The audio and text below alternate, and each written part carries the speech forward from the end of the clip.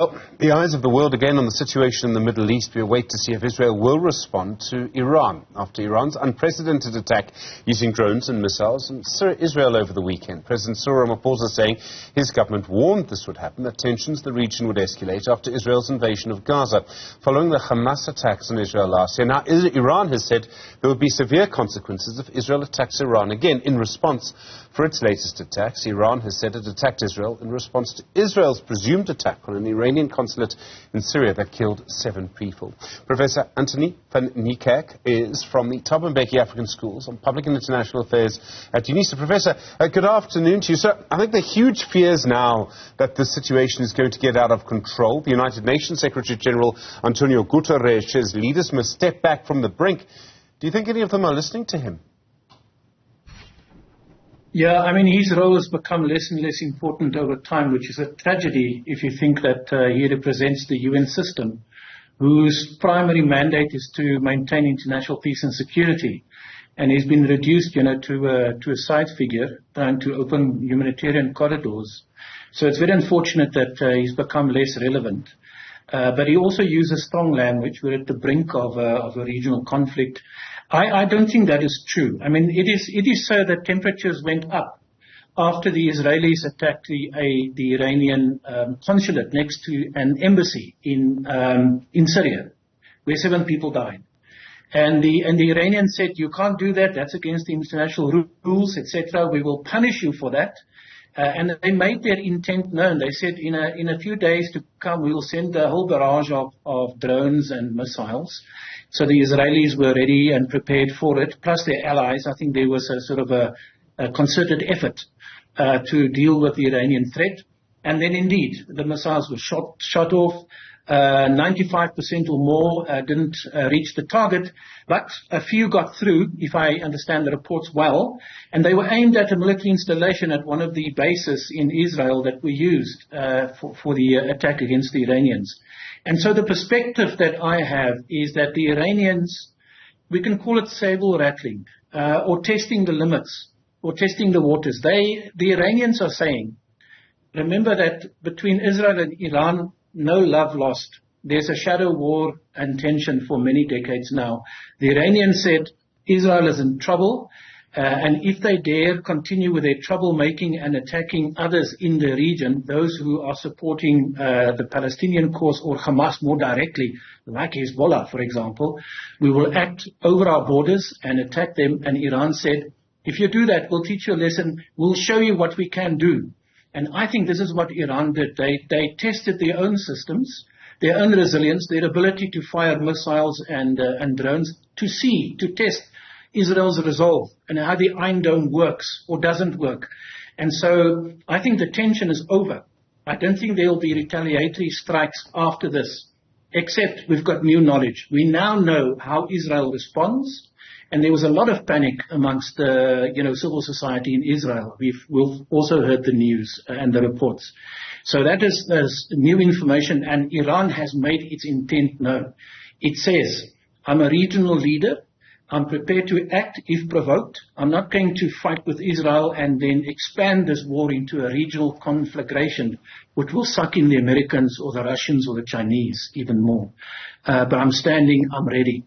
And I think, Stephen, if you ask me, this is preparing the ground, maybe paradoxically, for those who show muscle to actually come to the table in what will inevitably have to happen, which is a roundtable discussion, a peace process of some sort.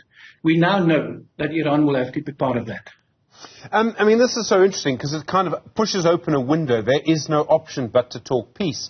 You do need people to lead those conversations. People used to look to the US for that. I don't know if it has the legitimacy to do that anymore because it's been so strongly behind Israel. I don't know if China has the appetite for it. Maybe. I don't know. Who would play that role? And we're sort of back to the roles of other states like Qatar, which has played an important role recently. Yeah, so the attention is shifting to some extent to the Arab states, UAE, Qatar, or Qatar, as they say in America. Possibly the role of a regional superpower to bring the parties to the table. But a lot of pushing will have to happen. I mean, we'll have to do the analysis maybe another day. What will push Netanyahu and his government to the negotiating table? Because he stands very firm on this idea of obliterating Hamas and every other Palestinian that gets in the way of obliterating Hamas. And that is a scorched earth technique that is now showing us how dramatic and drastic it is. What will turn Netanyahu? Pressure from the Americans and possibly pressure from the Europeans, the EU, who's been on his side as well, particularly Germany. And so if the turning can come with the good officers, I was going to say Guterres from the UN, but I said earlier he doesn't have that weight anymore.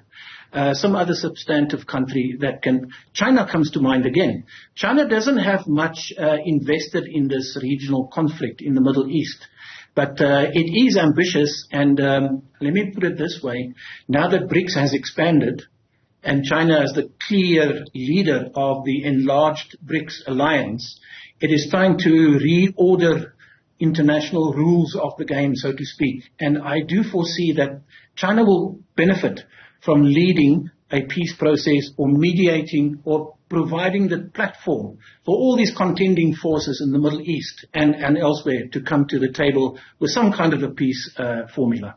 Our government's called for peace there. It's called for peace in the Middle East many times. Our standing policy is no country should attack another.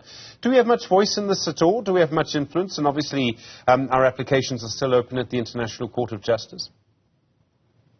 Yeah, so I think, our president got a new lease on life when that court case went so well, and everybody picked up their ears and listened to us in terms of putting Israel in the dock with these genocidal acts.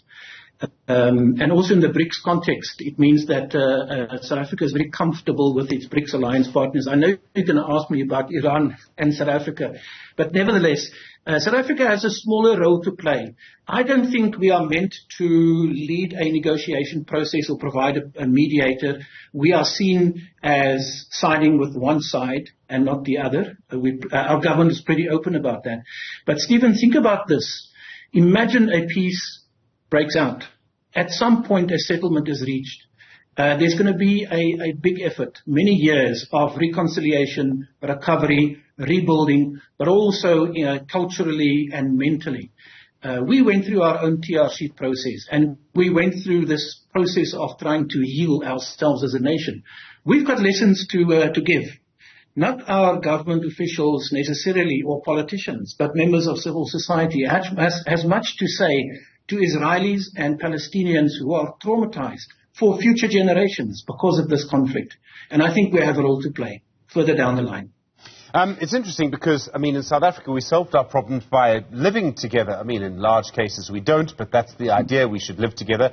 Perhaps the place we really see it is at middle-class suburban schools where people's children go to school together, and hopefully around the Braai people make friends from there. In Israel, in the Middle East, everyone still talks about a two-state solution, so they're still talking about borders, which I don't know if that's really going to be a long-term solution. I don't know if that would really work. I doubt myself. If you look at the map with South African eyes, you see like Bantustans in, Israel, West Bank, Gaza Strip, and so on and so forth. And these borders are active. They move. They're dynamic. Settlers impose their own rule, across borders and so on. This is a recipe for ongoing future conflict, I think, and an unavoidable cycle of violence and revenge. So I don't think that's the solution. Somehow, a one-state solution. The idea of people of different ethnic and cultural backgrounds living together in one piece of land, it's not impossible because we have proven that it is possible. And this won't happen without a large intervention to rebuild, reconstruct, and recover, also mentally, particularly. Because these are victims of extreme acts of violence. You and I can't even stomach what we see on video. So if you live in the Gaza Strip, you can imagine that there are people with all hope that is lost. And I think we have the international community and learn the lesson from Rwanda after that genocide. We have lessons to learn. Africa in particular, who have overcome some of these traumas of the past, have something to offer to the Middle East. In the short term, I do need to ask you, many people might see us as Iran's friend. I don't know if the US sees it like that. Are we really supporting Iran? It's a bit more complicated than that, isn't it? Yeah, my view is that now that Brics has expanded and UAE, Iran, Saudi Arabia, one or two other African countries, and many others knocking on the door to join, this is the opportune moment for Brics to work out. It has not done that, in my view. Work out its identity, purpose, mission, drive, and direction. It's a big agenda. It's very ambitious. And it's clear that China is leading, and then India is a bit uncertain, and Brazil is sitting on the sidelines. And who in Africa, is it Nigeria or South Africa, represents African interests in the Brics alliance? In that context, there's Iran as well. Many people say there's a dividing line appearing in the Brics configuration, which is democracies versus, what is the next word? Autocracies, not necessarily dictatorships. And what would the value base be, the set of shared values that brings the Brics together in terms of a common agenda? These things need to be worked out fairly quickly, because around the corner is the next meeting of the G20 or 21 now that the AU has joined. And if Brics wants to play a meaningful role in global affairs, resetting the rules of the game, giving global governance another chance and the UN another chance, then I think we will have to work out what our relationship with Iran is fairly quickly. Professor, thank you so much. Professor Anthoni van Nieuwkerk is from the Thabo Mbeki African School of Public and International Affairs